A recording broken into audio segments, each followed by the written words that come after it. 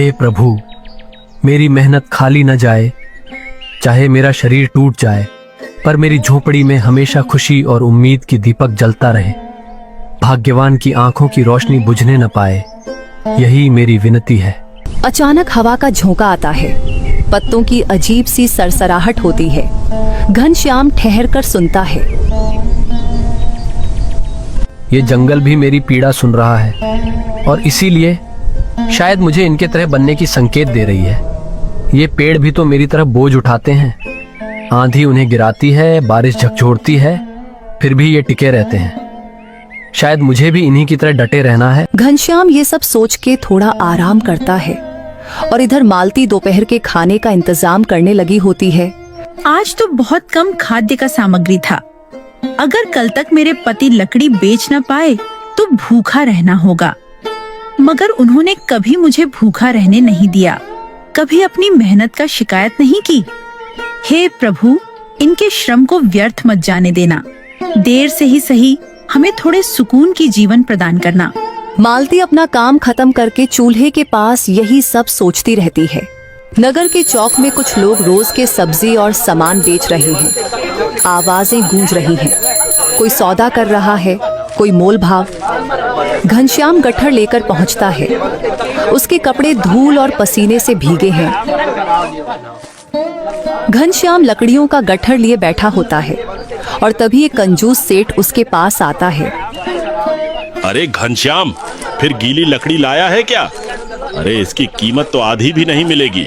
सेठ जी, ये लकड़ी गीली नहीं है। देखो, धूप में सुखाई हुई है। जंगल में अब सूखी लकड़ी कम मिलती है, लेकिन ये मैं बहुत मेहनत से सूखी लकड़ी ढूंढ के लाया हूँ। अगर आपको चाहिए तो मैं इसके सही दाम लगा दूं सेठ जी। तेरे जैसे 100 लकड़हारे रोज आते हैं, सबके पास अच्छी अच्छी सूखी लकड़ी होती है। तू क्या ऐसा खास लकड़ी लाया है भाई जो दाम लगाने की बात कर रहा है? दाम क्या लगाना है, इसका तो मैं बस 2 मुद्रा ही दूंगा। घनश्याम पल भर चुप रहता है। उसकी आंखों में असहायता है। अरे अरे सेठ जी, कृपा कीजिए। बहुत मेहनत से अच्छी अच्छी लकड़ी चुन के लाया हूँ। कम से कम 5 मुद्राएं तो दे दीजिए। अरे मति भ्रम हो गया है क्या? इतने से लकड़ियों के लिए 5 मुद्राएं दूंगा तुझे? अरे चंदन का भाव लगा रहा है क्या? 2 मुद्राओं से ज्यादा अधिक और कुछ नहीं दूंगा। देना है तो दे, नहीं तो छोड़। घनश्याम असहाय होता है और मन ही मन सोचता है, अगर मैंने सौदा न किया तो भाग्यवान भूखी रह जाएगी। सेठ का फायदा चाहे जितना हो, मुझे तो 2 रोटियों का इंतजाम चाहिए और 2 मुद्राओं से कम दाल रोटी तो आ ही जाएगी। वैसे भी बहुत थक गया हूँ। बाजार में इतना समय नहीं व्यतीत कर पाऊंगा। ये सोच के वो सेठ से तुरंत बोलता है, ठीक है सेठ जी, आप ले लीजिए। मुझे इन 2 मुद्राओं की भी बहुत आवश्यकता है। हाँ ठीक है, ये ले मुद्राएं और यहाँ लकड़ियाँ लेके रुक थोड़े समय। मेरा नौकर आके ये ले जाएगा। तू यहाँ नहीं रुका तो ये लकड़ियों का गट्ठर कोई उठा ले जाएगा। आजकल नगर में बहुत चोरी हो रहा है। कल भी राज दरबार के सैनिक बाजार में आके चोरी की सूचना दे गए थे। मैं थोड़ा बाजार के आगे जाके आता हूँ, मुझे और भी वस्तुएं लेना है। घनश्याम बहुत थका हुआ था और वो जल्दी से घर निकलना चाहता था, लेकिन सेठ के वजह से उसे यहाँ रुकना पड़ता है। वो थोड़ी देर रुकता है और कुछ समय बाद सेठ का नौकर आता है।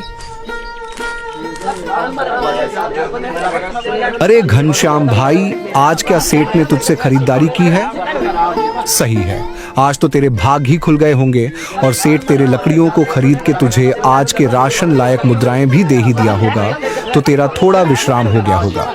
अरे भाई, मेरा हंसी उड़ाना छोड़ो। ये लकड़ियों का गट्ठर लो और मुझे घर जाने दो। मैं भूखा हूँ, मुझे घर जाना है। ये बोल के घनश्याम सेठ के नौकर के हंसी उड़ाने के बाद भी उसे पलट के कुछ नहीं कहता है और वो मुद्राएं लेके घर चला जाता है। घनश्याम थका हारा, पसीने और धूल से लटपट घर पहुंचता है। उसके हाथों में 2 मुद्राएं हैं। मालती उसके पास आती है। ये जी, इतनी देर क्यों कर दी? आप तो कभी इतनी देर नहीं लगाते। दोपहर का खाने का समय निकलते जा रहा है। मैं तो डर ही गई थी, पता नहीं जंगल में कब क्या हो। और आजकल तो राज्य में बहुत चोर डकैत का आतंक भी बढ़ गया है। राज दरबार के सैनिक भी उन्हें नहीं पकड़ पाते हैं। अरे ऐसी कोई बात नहीं है भाग्यवान। जंगल में दूर तक जाना पड़ा। लकड़ी भी कम थी और सेठ ने दाम भी काट दिए। पर देखो, आज 2 मुद्राएं मिले हैं। जानता हूं ये पर्याप्त नहीं है, फिर भी इससे एक दिन का गुजारा जितना तो हो ही जाएगा। मालती घनश्याम की थकान भरी आंखें देखती है।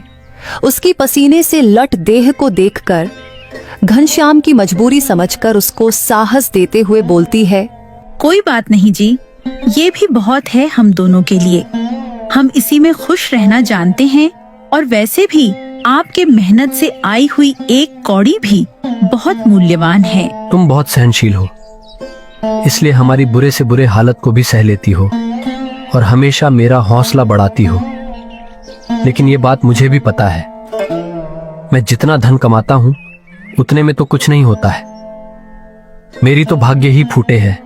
पता नहीं मेरे लकीरों में क्या दोष है जो इतने बरसों से मेरी अवस्था सुधरने का नाम ही नहीं ले रही है। अरे आप ये सब बातें अब छोड़ भी दो।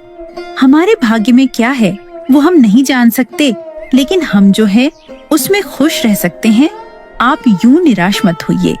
जाइए स्नान कर लीजिए, मैं आपके लिए खाना परोसती हूँ। ये बोल के मालती घनश्याम के लिए खाना परोसने जाती है और घनश्याम भी स्नान करने जाता है।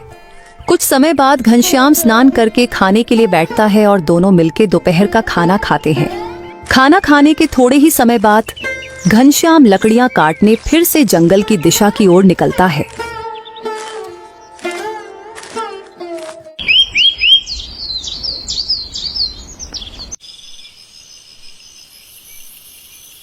रात्रि का समय, झोपड़ी के भीतर दीपक टिमटिमा रहा है।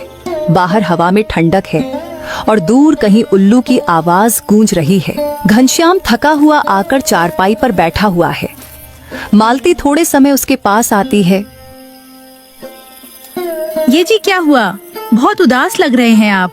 फिर से कुछ हो गया है क्या, या आपकी स्वास्थ्य खराब है? नहीं मालती, कुछ भी नहीं हुआ है, बस मुझे थकान है। गरीबी और भाग्य ने मुझे भीतर से कमजोर कर दिया है। आप फिर से अपनी भाग्य को कोस रहे हैं। आप चिंता थोड़ा कम कीजिए, भाग्य बदलने में देर नहीं लगती है। आप बस हौसला बनाकर रखिए। मालती जानती है कि उनके हालत दिन व दिन खराब होते जा रहे हैं, लेकिन मालती घनश्याम की साहस बनाए रखने के लिए उसको ऐसा बोल रही होती है। नहीं मालती, यही सत्य है कि मेरे भाग्य ही फूटे हैं। गांव में सब कहते हैं कि मैं इतना साहसी हूँ, फिर भी किस्मत के चलते मुझे यही सब काम करना पड़ता है, और यही सत्य है। ये जी आप फिर से क्यों मन छोटा कर रहे हैं? कोई कर्म सामान्य या ज्यादा बड़ा नहीं होता। शायद हमारे कर्म के हिसाब से हमारे भाग्य में यही लिखा था। फिर भी हम सुखी तो है ही ना। कहाँ सुखी हूँ मालती? कभी कभी सोचता हूँ मालती, शायद मेरा जीवन इसी दुख के लिए बना है। पर हृदय के भीतर एक पीड़ा के साथ आशा भी है, जैसे कोई अनदेखा मार्ग मुझे पुकार रहा हो। पर कौन सा मार्ग है मैं स्वयं नहीं जानता। मालती उसे ऐसे दुखी देख खुद भी दुखी होती है। ये जी बस करिए ना। आज क्या हुआ है आपको? क्यों ऐसे अपने परिस्थितियों को सोच सोच के अपना चिंता बढ़ा रहे हैं? सब ठीक हो जाएगा। प्रभु हम गरीबों के ऊपर जरूर कृपा दिखाएंगे। नहीं मालती, मैं अपने बुरे हालत से तंग आ चुका हूँ। अब मुझसे और सहा नहीं जाता। अब तो मुझे मेरी इस फूटी किस्मत में क्या है जानना ही पड़ेगा। बहुत सुना है कि गांव से दूर पीपल वृक्ष के नीचे एक प्रसिद्ध साधु निवास करते हैं। लोग कहते हैं कि उनके वचनों से अंधकार मिट जाता है। आज मन ठान चुका है, उनके चरणों तक जाऊंगा, चाहे राह कितनी भी कठिन हो। साधु बाबा के पास? लेकिन सुना है वे केवल शुद्ध हृदय वालों से ही मिलते हैं। अगर उन्हें आपके प्रश्न तुच्छ लगे तो? मालती, मैं जीवन भर सही मार्ग पे चला, चोरी न की, छल न किया, किसी का हक नहीं छीना। यदि भूखा रहा तो भी श्रम करते रहा। यदि ऐसा हृदय भी उनके सम्मुख तुच्छ है तो फिर किसे वे स्वीकार करेंगे? आपके पवित्र हृदय पे मुझे कोई संदेह नहीं है, लेकिन जी वहाँ जाने से पहले यह सोच लो, यदि उत्तर न मिला तो आपका मन कहीं और अधिक टूट न जाए। मालती की बात सुनके घनश्याम गहरी सोच में पड़ जाता है।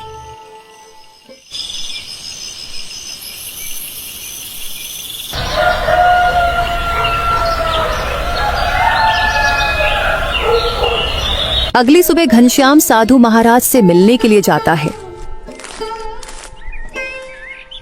घनश्याम अकेला जंगल के रास्ते चल रहा है। चारों ओर ऊंचे वृक्ष, शाल और पीपल की छाया, पक्षियों का कलरव।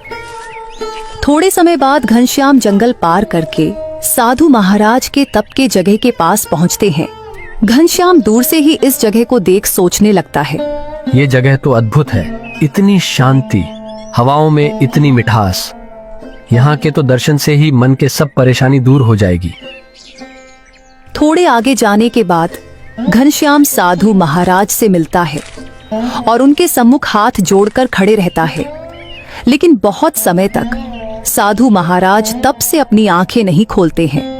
लेकिन फिर भी घनश्याम बिना किसी हलचल के उनके सामने खड़ा रहता है। तभी साधु महाराज अपनी आंखें खोलता है और ये देख घनश्याम व्याकुलता से बोल पड़ता है। गुरुदेव, मैं एक लकड़हारा हूँ, जीवन भर परिश्रम करता आया हूँ, किंतु मेरे श्रम का फल केवल भूख और क्लेश रहा है। गृह में अन्न का कण नहीं, तन पर अच्छे वस्त्र नहीं, फिर भी श्रम से पीछे नहीं हटा। लेकिन अब मन टूट रहा है। आपसे प्रार्थना है